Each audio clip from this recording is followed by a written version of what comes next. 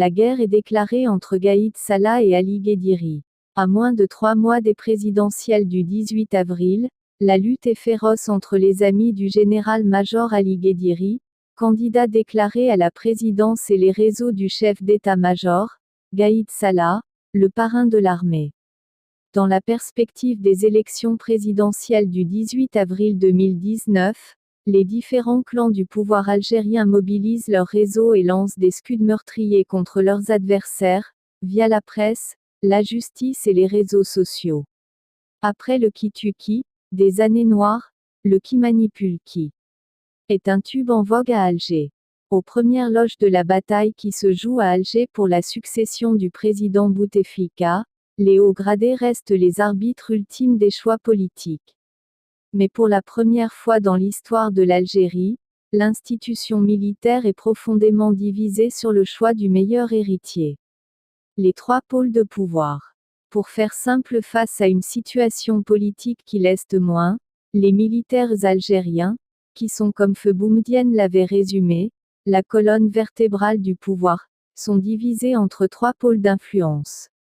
Le premier est placé sous l'autorité du chef d'état-major, Gaïd Salah, sans lequel aucun scénario politique n'est vraiment jouable à Alger, même si, ces dernières semaines, ce dernier s'emploie plus à torpiller les initiatives adverses qu'à promouvoir une vraie stratégie de transition.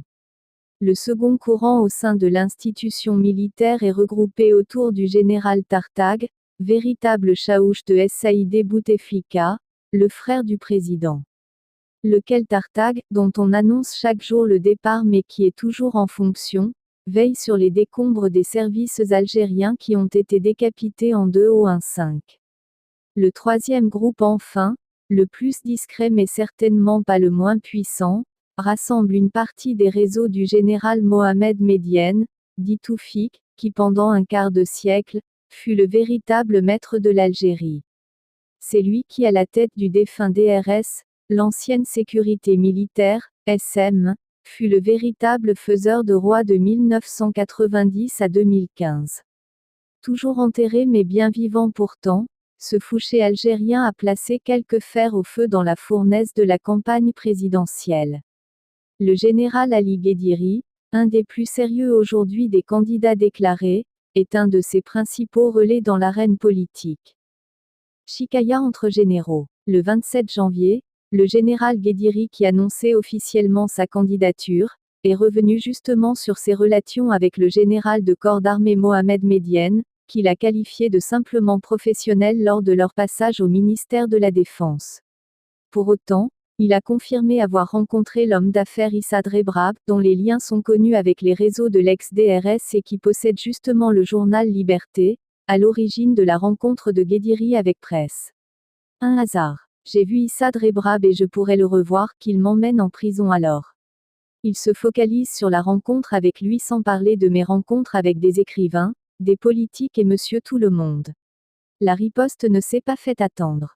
On a assisté, lundi, à une charge au canon de l'ancien vice-président de l'VAPN et dirigeant de premier plan du FLN, Kliba, sur le site algérien TSA. Le facteur de considération au sein de la société algérienne, a-t-il déclaré, semble être gravement affecté, au point où l'accès au poste de président de la République semble être à la portée de tout le monde. Sinon, comment expliquer qu'un soldat désarmé, avec un passé militaire peu glorieux, espère redorer son image ternie, à travers sa candidature à la magistrature suprême? Voici apparemment le général Guédiri habillé pour l'hiver. Cherchez le loup. Encore que dans cet affrontement, Kliba Bahaeddine est avant tout le porte-parole du chef d'état-major, Gaïd Salah, rien de plus.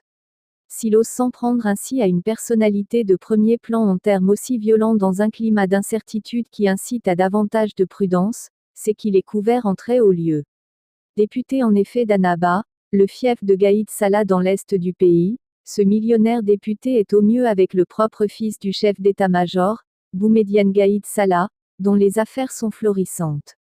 Les 2 hommes ont travaillé ensemble de 2009 à 2012 au sein de la société de promotion immobilière, DIA Bahaeddine, avant la liquidation du groupe.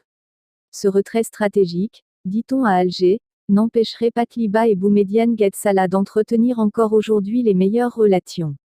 Dans un pays où la rente pétrolière a enrichi de façon considérable et indécente la caste au pouvoir, les rebondissements de la campagne pour la future présidentielle s'expliquent souvent par les intérêts purement financiers.